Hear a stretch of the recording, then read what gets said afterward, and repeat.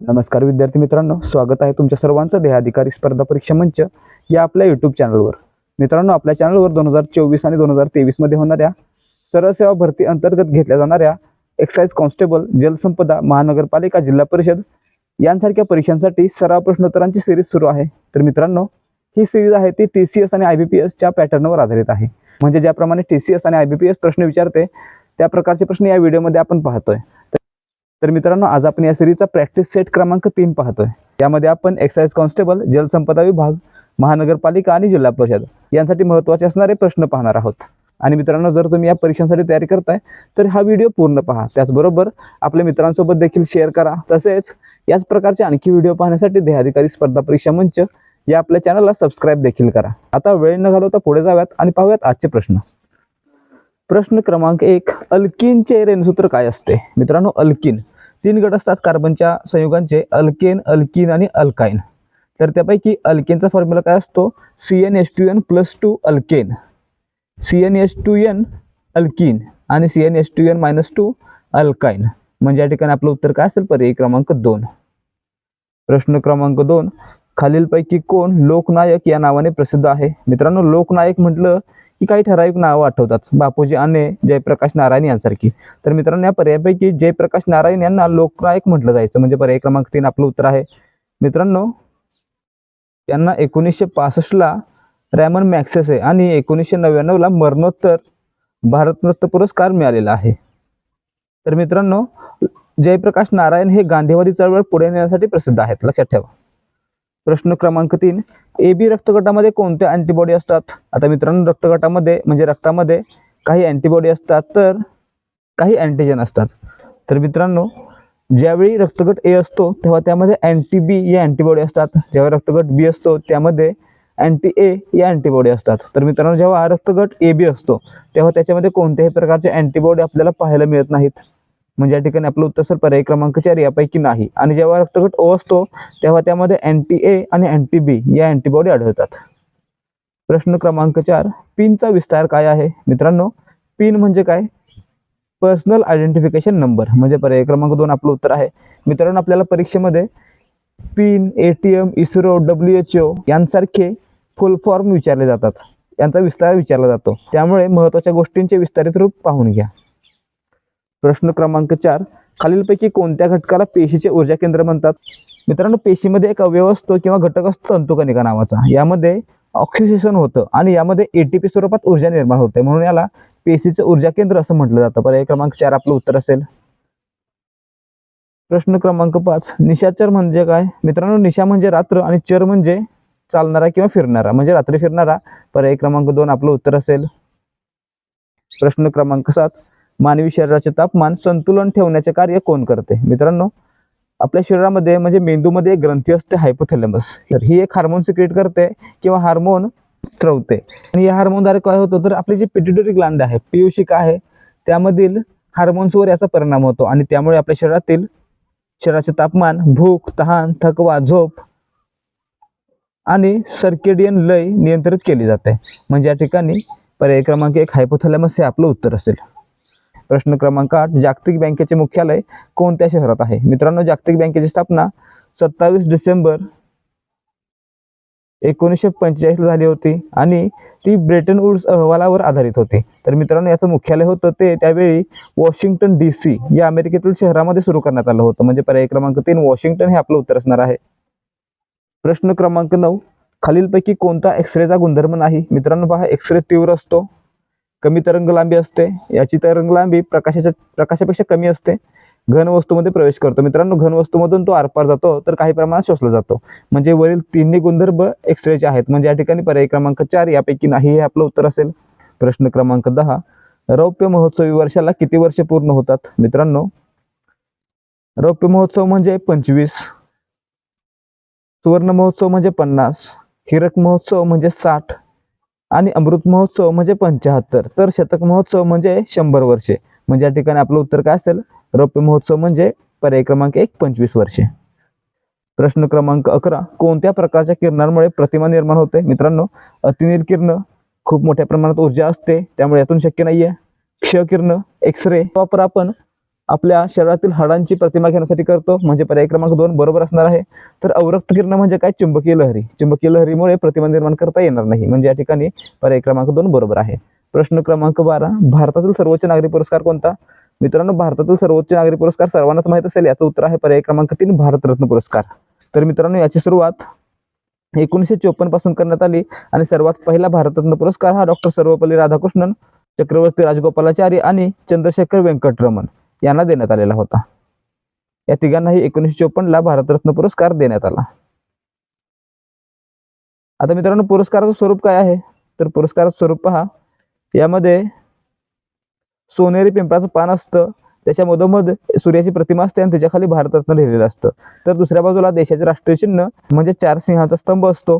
तर या प्रकारचा हा पुरस्कार आहे. तर मित्रांनो, यामध्ये कोणत्याही प्रकारचं मानधन मिळत नाही, परंतु पेन्शन टॅक्समधून सूट, त्याचबरोबर पेन्शन 50% किंवा पंतप्रधानांच्या पगार एवढी मिळते. फर्स्ट क्लासमध्ये मोफत विमान व रेल्वेचा प्रवास करता येतो. राज्यसभा व लोकसभेच्या अधिवेशनात हजर राहू शकतात. तर झेड प्रकारचे सिक्युरिटी देखील मिळते. त्याचबरोबर एका नातेवाईकाला सरकारी नोकरी देखील दिली जाते. प्रश्न क्रमांक 13, पेशीमध्ये टिंबटिंब मार्फत पदार्थांचे आतून बाहेर आणि बाहेरून आत वहन होते. मित्रांनो, या ठिकाणी पहा, पेशीद्रव्यामध्ये काय असतं? एंडोप्लाझ्मिक रेटिक्युलम म्हणजे अंतःप्राकल जालक. हे काय करतं? तर प्रोटीनचं आणि इतर पदार्थांचं पेशीमध्ये आतून बाहेर आणि बाहेरून आत वहन करतं, म्हणजे या ठिकाणी पर्याय क्रमांक 2 आपलं उत्तर असेल. प्रश्न क्रमांक 14, इतिहासकालीन पावनखिंड कोणत्या गडाजवळ आहे? मित्रांनो, या ठिकाणी पहा, पावनखिंड ही विशाळगड आणि पन्हाळगड यांच्या मध्ये आहे, म्हणजे या ठिकाणी पर्याय क्रमांक 2 विशाळगड हे आपलं उत्तर असेल. तर मित्रांनो, जेव्हा सिद्धी जोहरने पन्हाळगडाला वेढा घातलेला होता, तेव्हा छत्रपती शिवाजी महाराज हे याच पावनखिंडीतून विशाळगडाला पोहोचले होते आणि बाजीप्रभूंनी ही खिंड लढवली होती. याचं मूळ नाव काय आहे? तर घोडखिंड आहे. लक्षात ठेवा, घोडखिंड. प्रश्न क्रमांक 15, मुले शाळेतून घरी गेली या वाक्यातील प्रयोग ओळखा. आता मित्रांनो, या ठिकाणी आपण प्रयोग कसा ओळखतो?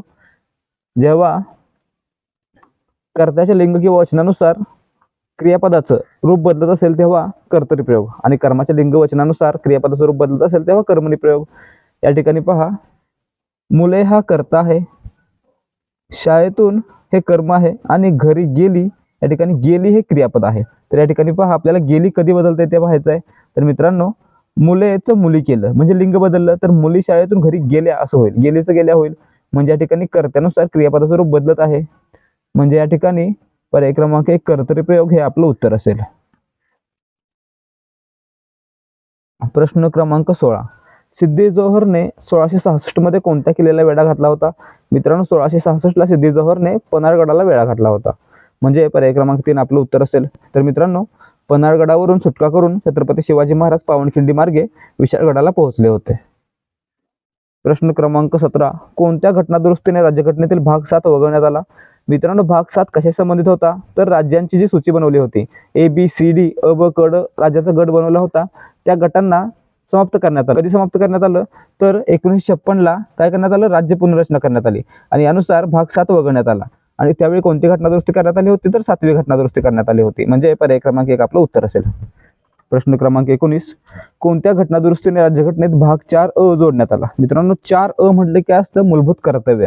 मग मूलभूत कर्तव्य सुरुवातीला राज्यघटनेत होती का? नव्हती. तर ती सुरुवातीला 1976च्या 42व्या घटनादुरुस्तीने भारतीय राज्यघटनेत समाविष्ट करण्यात आली, म्हणजे या ठिकाणी भाग 4 हा भारतीय राज्यघटनेमध्ये 42व्या घटनादुरुस्तीद्वारे 1976 ला समाविष्ट करण्यात आला, म्हणजे पर्याय क्रमांक 3 हे आपलं उत्तर असेल. तर मित्रांनो, यावेळी त्यामध्ये 10 मूलभूत कर्तव्य समाविष्ट करण्यात आली आणि सध्या 11 आहेत. मग 11वं कधी समाविष्ट करण्यात आलं? तर 2002 ला 86वी घटनादुरुस्ती झाली आणि त्या घटनादुरुस्तीने 11वं मूलभूत कर्तव्य या यादीमध्ये जोडण्यात आलं होतं. प्रश्न क्रमांक 20, ताश्कंद कराराच्या वेळेस भारताचे पंतप्रधान कोण होते? मित्रांनो, ताश्कंद करार लक्षात ठेवा. ताश्कंद करार म्हटलं की आठवलं पाहिजे, त्यावेळी पंतप्रधान होते लाल बहादूर शास्त्री. तर मित्रांनो, हा जो करार होता तो पाकिस्तान आणि भारत यांच्यामध्ये झाला होता. तर त्यावेळी पाकिस्तान हरणार होतं. त्यावेळी त्यांनी मित्र राष्ट्रांच्या मदतीने भारतासोबत हा कराराचा प्रस्ताव मांडला आणि 10 जानेवारी 1966 ला हा करार केला गेला, म्हणजे या ठिकाणी पर्याय क्रमांक 4 आपलं उत्तर असेल. तर मित्रांनो, ज्यावेळी या कराराच्या औपचारिकता पूर्ण झाली, त्यानंतर दुसऱ्याच दिवशी पंतप्रधान लाल बहादूर शास्त्री यांना हृदयविकाराचे 2 झटके आले आणि त्यामध्ये त्यांचा अकस्मात मृत्यू झालेला आहे. प्रश्न क्रमांक 21, राज्य धोरणाची मार्गदर्शक तत्वे भारतीय राज्यघटनेच्या कोणत्या भागात समाविष्ट आहेत? मित्रांनो, DPSP म्हणजे राज्य धोरणाची मार्गदर्शक तत्वे, जी भारताचं एक कल्याणकारी राज्य म्हणून निर्मिती करण्यासाठी याच्यामध्ये समाविष्ट करण्यात आलेले आहेत. तर मित्रांनो, ती भारतीय राज्यघटनेच्या भाग 4 मध्ये कलम 36 ते 51 या दरम्यान समाविष्ट करण्यात आलेले आहेत. म्हणजे पर्याय क्रमांक 2 आपलं उत्तर असेल. प्रश्न क्रमांक 22 प्रश्न क्रमांक 22 जिम कॉर्बेट नॅशनल पार्क कोठे आहे?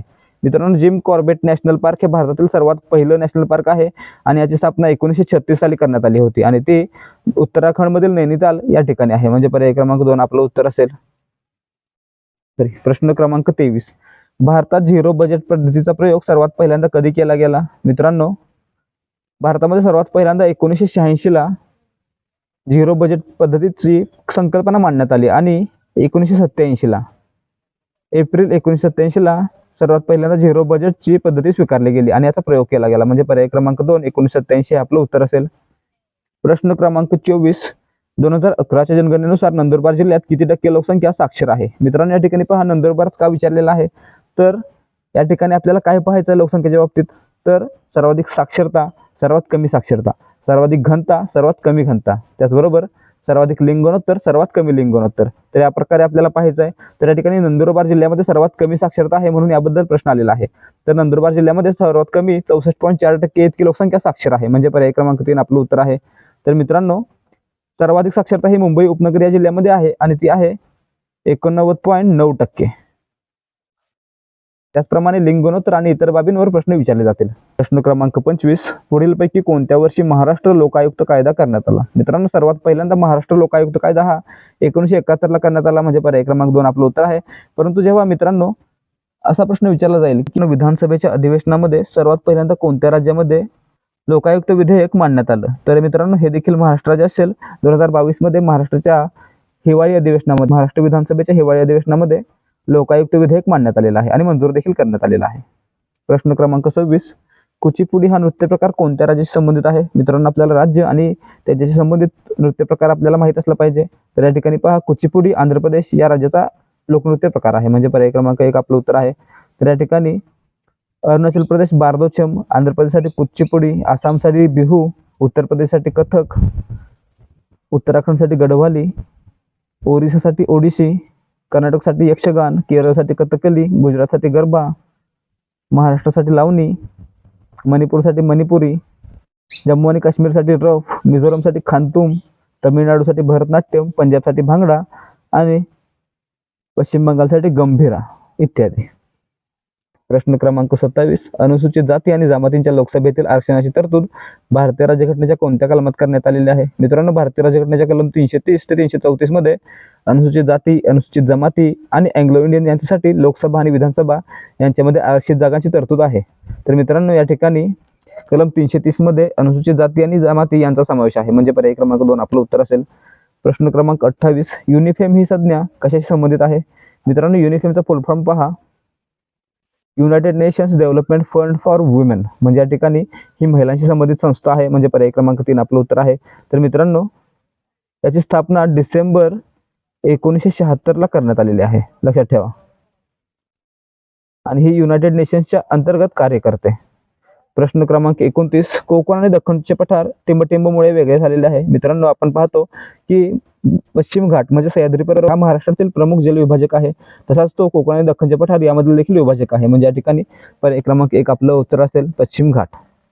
प्रश्न क्रमांक 30 जागतिक आरोग्य संघटनेचे WHO चे मुख्यालय कोणत्या शहरात आहे?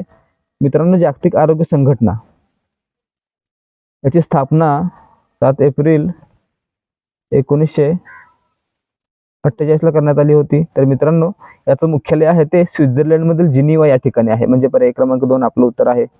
तारीख काय आहे? 7 एप्रिल 1948. प्रश्न क्रमांक 31 मुंबई उपनगर या जिल्ह्याची एकूण साक्षरता किती आहे? मित्रांनो, आता या ठिकाणी पहा मुंबई उपनगर जिल्ह्याची साक्षरता विचारली गेली आहे. तर आपण मगाशी पाहिली होती 89.91. म्हणजे पर्याय क्रमांक 1 आपलं उत्तर आहे. हा महाराष्ट्रातील सर्वात साक्षर जिल्हा आहे. तर त्याचबरोबर सर्वात कमी साक्षरता असलेला जिल्हा कोणता होता? नंदुरबार जिल्हा, ज्याची साक्षरता किती होती? 64.4%. तर मित्रांनो, आता भारताची साक्षरता पाहायला गेलं तर भारताची साक्षरता किती आहे? 74.04 आणि महाराष्ट्राची किती आहे? 82.30. लक्षात ठेवा. महाराष्ट्राची एकूण साक्षरता आहे 82.30%, तर भारताची एकूण साक्षरता आहे 74.04%. प्रश्न क्रमांक 32, सर्वात यशस्वी ठरलेली पंचवार्षिक योजना कोणती? मित्रांनो या ठिकाणी पहा, पंचवार्षिक योजनेचे जे उद्दिष्ट होतं, जो दर होता तो साध्य करणाऱ्या काही ठराविक योजना आहेत. त्यापैकी पहिली, 6वी आणि 7वी या महत्त्वाच्या आहेत. तर त्यापैकी सर्वात यशस्वी म्हणजे सर्वात पहिल्यांदा झालेली पहिली पंचवार्षिक योजना होती, म्हणजे पर्याय क्रमांक 1 आपलं उत्तर असेल. प्रश्न क्रमांक 33, महाराष्ट्र एकीकरण समितीची स्थापना कोणत्या वर्षी करण्यात आली? मित्रांनो महाराष्ट्र एकीकरण समिती ही कर्नाटकातील बेळगाव या ठिकाणी स्थापन करण्यात आली होती आणि याची स्थापना ही 1946 ला करण्यात आली होती, म्हणजे पर्याय क्रमांक 4 हे आपलं उत्तर आहे. आणि याचे मुख्यालय आहे ते बेळगाव या ठिकाणी आहे, याला बेळगावी असं देखील म्हटलं जातं. प्रश्न क्रमांक 34, मराठा या इंग्रजी वृत्तपत्राचे पहिले संपादक होण्याचा मान कोणाला मिळाला? मित्रांनो या ठिकाणी पहा, 1881 ला लोकमान्य टिळक आणि आगरकर यांनी मराठा आणि केसरी ही 2 वृत्तपत्र सुरू केली होती. तर या ठिकाणी मराठा हे इंग्रजीमध्ये होते आणि केसरी हे मराठीमध्ये होते. तर केसरीचे पहिले संपादक बनले होते आगरकर आणि मराठाचे पहिले संपादक बनले होते लोकमान्य टिळक, म्हणजे या ठिकाणी पर्याय क्रमांक 2 हे आपलं उत्तर असेल. प्रश्न क्रमांक 35, महाराष्ट्रातील प्रमुख पूर्ववाहिनी नदी कोणती? मित्रांनो या ठिकाणी पहा, पूर्ववाहिनी नद्या महाराष्ट्रामध्ये कोणत्या आहेत? तापी पश्चिम वाहिनी, नर्मदा पश्चिम वाहिनी आणि दमणगंगा कोकणातील नदी आहे, म्हणजे हे देखील पश्चिम वाहिनी, म्हणजे या ठिकाणी पूर्ववाहिनी एकच नदी आलेली आहे. पर्याय क्रमांक 4 गोदावरी हे आपलं उत्तर असेल. तर मित्रांनो गोदावरी नदीचा उगम हा नाशिकमधील त्र्यंबकेश्वर या ठिकाणी होतो आणि पुढे जाऊन ती बंगालच्या उपसागराला मिळते. प्रश्न क्रमांक 37, कोणत्या नद्यांचा गट पश्चिम घाटात उगम पावून पुढे अरबी समुद्रात जाऊन मिळतो? मित्रांनो या ठिकाणी पहा, पश्चिम घाट म्हणजे सह्याद्री पर्वतामध्ये उगम पावणाऱ्या नद्या आणि ज्या पुढे जाऊन अरबी समुद्रात मिळतात. तर या ठिकाणी दमणगंगा, पेरियार आणि तेरेखोल या तिन्ही नद्या पश्चिम घाटामध्ये उगम पावतात आणि अरबी समुद्रात जाऊन मिळतात, म्हणजे पर्याय क्रमांक 1 आपलं उत्तर असेल. प्रश्न क्रमांक 38, जयसिंह आणि शिवाजी महाराज यांच्यात 1665 मध्ये कोणता तह झाला होता? मित्रांनो मिर्झाराजे जयसिंह आणि छत्रपती शिवाजी महाराज यांच्यात 1665 मध्ये पुरंदरचा तह झाला होता, म्हणजे पर्याय क्रमांक 2 आपलं उत्तर असेल. मित्रांनो हा तह आहे तो 11 जून 1665 ला झालेला होता आणि यामध्ये छत्रपती शिवाजी महाराजांनी 23 किल्ले सम्राटाच्या म्हणजे बादशहाच्या स्वाधीन केले होते आणि छत्रपती शिवाजी महाराजांकडे 12 किल्ले आणि काही प्रदेश राहिला होता. प्रश्न क्रमांक 39, विधान परिषदेत कमीत कमी 40 जागा असतील हे भारतीय राज्यघटनेतील कोणत्या कलमानुसार आहे? तर मित्रांनो भारतीय राज्यघटनेतील कलम 169 नुसार 169(1) नुसार राज्यातील विधानसभेने 2/3 सदस्यांच्या बहुमताने जर ठराव संमत केला तर संसद त्या राज्यामध्ये विधान परिषद अस्तित्वात आणते. तर मित्रांनो कलम 171 मध्ये काय सांगितलेलं आहे? तर कलम 171 मध्ये सांगितलेलं आहे की त्या राज्यामधील विधान परिषदेमध्ये कमीत कमी 40 आणि जास्तीत जास्त त्या राज्याच्या विधानसभेच्या 1/3 इतके सदस्य असतील, म्हणजे या ठिकाणी पर्याय क्रमांक 4 171 हे आपलं उत्तर असेल. प्रश्न क्रमांक 40, आग्रा या शहराचे संस्थापक कोण? मित्रांनो आग्रा हे भारताच्या उत्तर प्रदेश राज्यामधील एक मोठं शहर आहे. तर मित्रांनो याची स्थापना सिकंदर लोदीने 1506 ला केली होती. कधी केली होती? सिकंदर लोदीने 1506 ला आपली राजधानी दिल्लीहून आग्र्याला हलवली होती. कधी? 1506 साली, म्हणजे आपलं उत्तर असेल पर्याय क्रमांक 1. प्रश्न क्रमांक 41, बालकांना मोफत व सक्तीचे शिक्षण कोणत्या कलमानुसार सांगण्यात आले आहे? मित्रांनो भारतीय राज्यघटनेमध्ये कलम 21A आहे, ज्या कलमानुसार 6 ते 14 वर्ष वयोगटातील बालकांचं मोफत आणि सक्तीचं शिक्षण हा त्यांचा मूलभूत अधिकार असेल असं सांगण्यात आलेलं आहे, म्हणजे पर्याय क्रमांक 1 आपलं उत्तर असेल. तर मित्रांनो 86व्या घटनादुरुस्तीने शिक्षण हक्क विधेयक 2008 मानण्यात आलं. त्याचबरोबर शिक्षण हक्क कायदा 2009 नुसार या कायद्याचा आणि या तरतुदीचा पाठपुरावा केला जातो. प्रश्न क्रमांक 42, तानाजी लढत होता आणि तो पडला हे वाक्य कोणत्या प्रकारचं आहे? मित्रांनो या ठिकाणी पहा, हे 2 वाक्य आहेत, तानाजी लढत होता आणि तो पडला. या ठिकाणी आणि हे उभयान्वयी अव्यय आलेलं आहे. कोणतं उभयान्वयी अव्यय आहे? तर ते आहे प्रधानत्वसूचक उभयान्वयी अव्यय. आणि जेव्हा 2 वाक्य प्रधानत्वसूचक उभयान्वयी अव्ययाने जोडलेले असतात तेव्हा ते कोणतं वाक्य असतं? संयुक्त वाक्य असतं, म्हणजे पर्याय क्रमांक 2 आपलं उत्तर असेल. प्रश्न क्रमांक 43, दुसऱ्या देशाचे नागरिकत्व स्वीकारल्यास आपल्या देशाचे नागरिकत्व समाप्त होते, त्याला काय म्हणतात? मित्रांनो त्याला म्हणतात नागरिकत्व संपुष्टात येणे, म्हणजे पर्याय क्रमांक 2 आपलं उत्तर असेल. प्रश्न क्रमांक 44, धवल क्रांती ही संज्ञा कशाशी संबंधित आहे? मित्रांनो क्रांती आणि त्यांचे रंग त्याचबरोबर त्याचे जनक हे देखील आपल्याला माहित असलं पाहिजे. तर या ठिकाणी पहा, धवल क्रांती म्हणजे दुधाशी संबंधित असलेली क्रांती. पर्याय क्रमांक 3 आपलं उत्तर आहे. तर मित्रांनो ही क्रांती भारतामध्ये 1970 ते 1996 या कालावधीमध्ये झाली आणि याचे जनक होते डॉक्टर वर्गीस कुरियन. तर मित्रांनो अन्नधान्य उत्पादनाशी संबंधित क्रांती कोणती? हरित क्रांती. ती कधी झाली? 1966-67 ला. आणि जनक कोण होते? Doctor M S Swaminathan.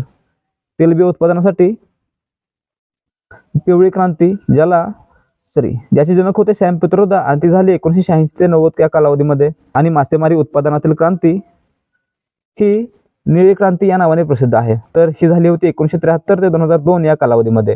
Doctor Arun Krishnan आणि डॉक्टर हरिलाल चौधरी हे याचे जनक होते.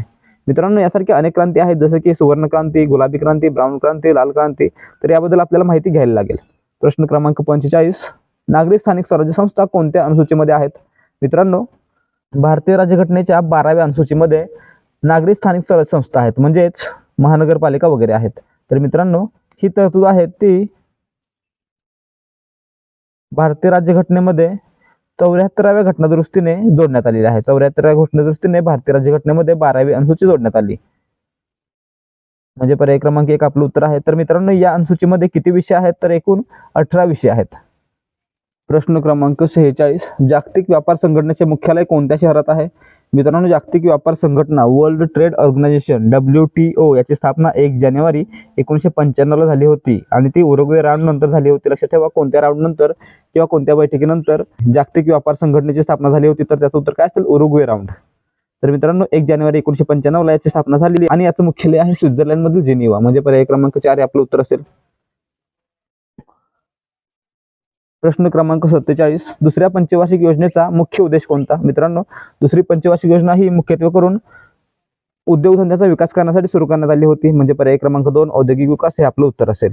मित्रांनो या योजनेचा कालावधी काय होता? 1 एप्रिल 1956 ते 31 मार्च 1961 आणि याला मंजुरी 2 मे 1956 ला मिळाली होती. तर मित्रांनो त्यावेळी नियोजन आयोगाचे अध्यक्ष कोण होते? पंडित नेहरू आणि उपाध्यक्ष होते TT कृष्णमाचारी. आणि दुसऱ्या योजनेचं प्रतिमान काय होतं? महालनोबिस प्रतिमान होतं. प्रश्न क्रमांक 48, poverty and un-British rule in India हा ग्रंथ कोणी लिहिला? मित्रांनो दादाभाई नौरोजी यांनी poverty and un-British rule in India हा ग्रंथ 1909 ला प्रकाशित केला होता. म्हणजे पर्याय क्रमांक 3 आपलं उत्तर असेल.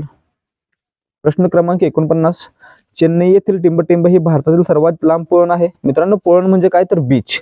आणि भारतातील सर्वात लांब पुळण आहे मरीना बीच. म्हणजे पर्याय क्रमांक 3 आपलं उत्तर असेल. तर मित्रांनो 1880 ला माउंट स्टुअर्ट एल्फिन्स्टन ग्रँड डफ यानं काय केलं होतं? तर याचं नूतनीकरण केलं होतं. प्रश्न क्रमांक 50, डेसिबल ही संज्ञा कशाशी संबंधित आहे? मित्रांनो डेसिबल हे ध्वनीची तीव्रता मोजण्यासाठी वापरली जाते. म्हणजे पर्याय क्रमांक 3 आपलं उत्तर असेल. आणि हवेची आर्द्रता मोजायची असेल तर तेव्हा काय वापरलं जाईल? हायग्रोमीटर वापरलं जाईल. हायग्रोमीटर वापरून म्हणजेच आर्द्रता मापी वापरून हवेची आर्द्रता मोजली जाईल. विद्यार्थी मित्रांनो आजसाठी फक्त एवढंच. जर तुम्हाला आजचा व्हिडिओ आवडला असेल, आजच्या व्हिडिओमधील प्रश्न आवडले असतील आणि माहिती समजली असेल तर व्हिडिओला एक लाईक करा आणि आपल्या मित्रांसोबत देखील शेअर करा. त्याचबरोबर याच प्रकारचे व्हिडिओ पाहून तुम्हाला इतर परीक्षांसाठी तसंच या परीक्षांसाठी देखील सराव करायचा आहे तर तुम्ही देहाधिकारी स्पर्धा परीक्षा मंच या आपल्या हक्काच्या YouTube चॅनलला सबस्क्राईब देखील करा. त्याचबरोबर चॅनलवर जे व्हिडिओ अपलोड केले जातात आणि जी माहिती दिली जाते ती तुमच्यापर्यंत वेळेवर पोहोचावी यासाठी बेल आयकॉनवर क्लिक करा आणि ऑलवर सेट करा. भेटूया या सिरीजच्या पुढच्या भागामध्ये. जय हिंद, जय महाराष्ट्र.